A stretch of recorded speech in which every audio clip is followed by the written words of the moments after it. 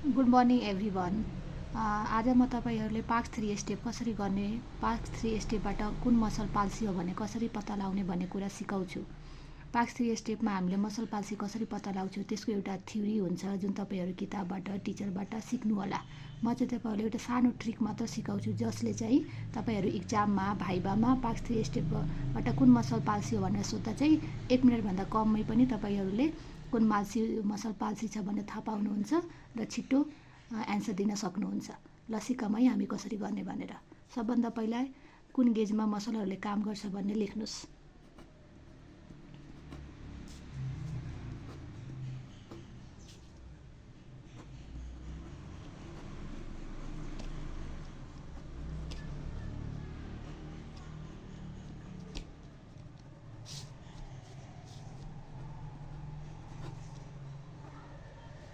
अब यसरी कुन गेजमा मसलहरूले काम गर्छ भनेर लेखिसकेपछि आँखा हाइपर डेभिएटेड छ भनेर सोच्नु पर्यो। ल मानौँ हाम्रो राइट आई हाइपर छ भनेपछि राइट आईको डिप्रेसरलाई गोलो लाउनु, लेफ्ट आईको एलिभेटरलाई गोलो लाउनु।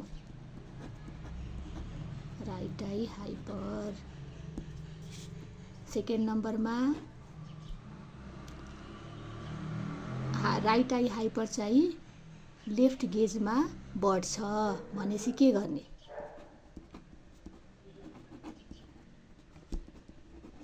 लेफ्ट गेजमा